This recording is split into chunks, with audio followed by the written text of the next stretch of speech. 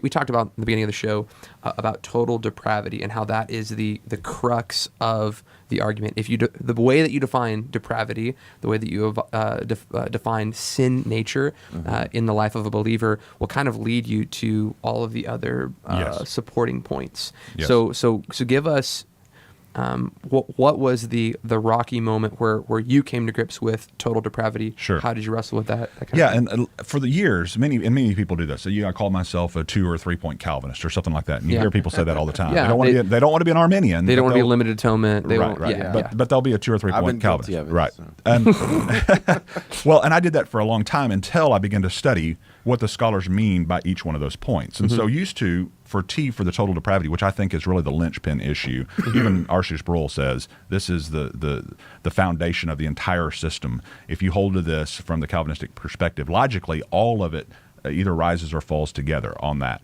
And I agree with him. I think that that's true. But when you understand total depravity, it's not just about man's sinfulness, because who wants to deny that? I mean, there's no good theologian or good pastor in the world who would want to deny the sinfulness of man, that sin impacts every fiber of our being and who we are. And even from birth, there's an inclination towards selfishness and sin and lust and the desires of the flesh.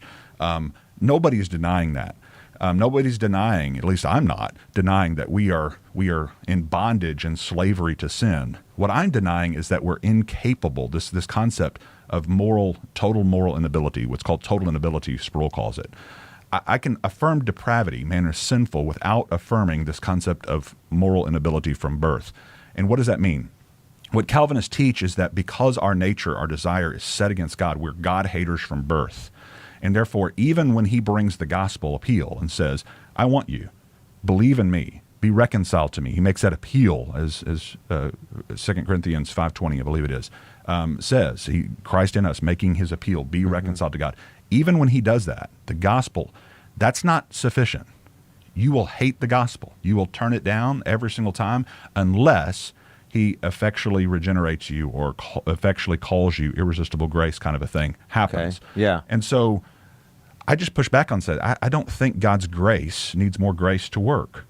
I think his gospel is the gospel is his grace. Yeah. How do you believe in one whom you've not heard? What's the implication of that? If you do hear, you may believe. John 20:31 says that these things were written, speaking of the gospel, these things were written so that you may believe, and that by believing you may have life in his name. Well, what's the order there? By believing you have life in his name. And these things were written, the gospel was written so that you may believe. Yeah.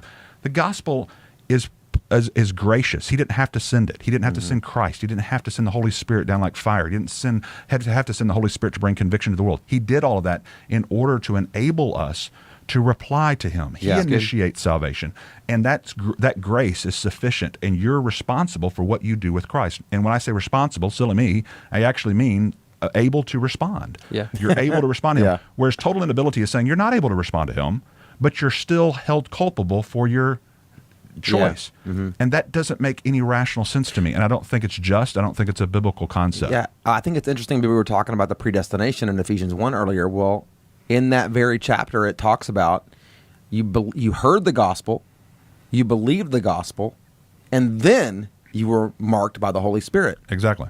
In that order. So if they're not regenerated, you know what I mean? So the argument right there, So I mean, It is. for those who are listening, systematic. basically the argument is that those who the Calvinistic argument is that you must be regenerated before you could believe. Right. And the argument would be made of Lazarus. It's a common one, that he was completely dead and God had to make him come alive so that he could obey the command to come forth.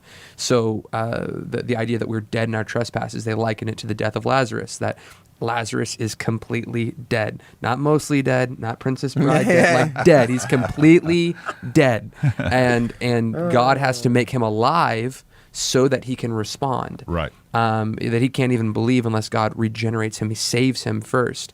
And that, ultimately just kind of flies in the face, in my opinion, of most of the gospel, because it is faith that makes us alive. And they're saying that God makes you alive so that you can receive faith. And Right. it's a very backwards approach. As I can read text. Yes. What would is that a fair representation of Calvinism? Well, Is that, I used it all the time.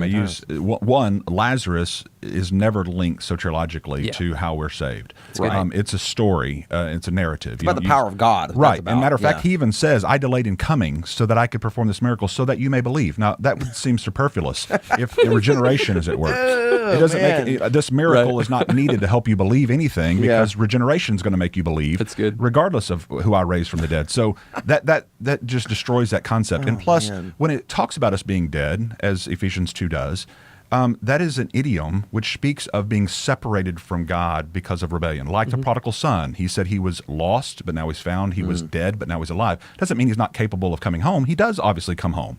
He humbles himself and comes home. He's responsible for that.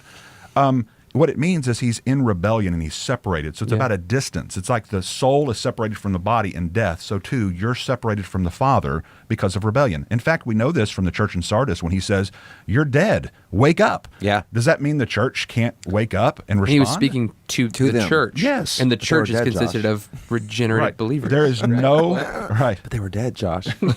Dead means dead. Dead means dead. Yes, dead means what the Bible means when it says dead. And it also talks about being sick. Matter of fact, there's analogies of illness with regard to sin and our condition more often than deadness.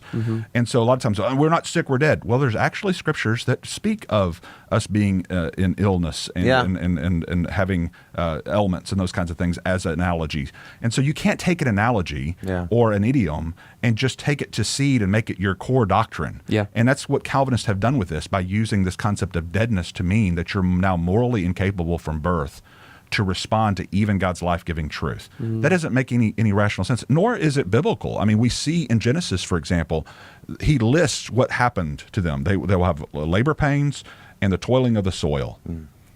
It seems like he would have mentioned the worst of all results of the fall. I mean, I'm sorry, but toiling the soil and labor pains, even as bad as labor pains are, seems pretty insignificant to, oh, by the way, You'll all never of be your able to come back children, to God. all of your children from now on won't even be able to respond positively to me when I call them to respond, and I send my own son for them to die for this, and they still won't be able to respond. So you're going to all be born God haters, and most of you will spend eternity in hell for things you have absolutely no control over. That's actually the result of the fall under also Calvinism. thorns. Oh yeah, and also and Squish that right in between the two. you're going to have a lot of pain when you have babies. I mean, Yeah, it yeah. just seems like Babies man, hurt. he would have And mentioned that. solid point.